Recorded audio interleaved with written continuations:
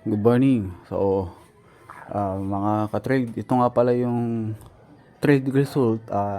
Ipapakita ko na sa inyo yung trade result ng aking binary option since April 1 to April 21. So, tignan ninyo, tapusin nyo itong video na to. Maraming salamat.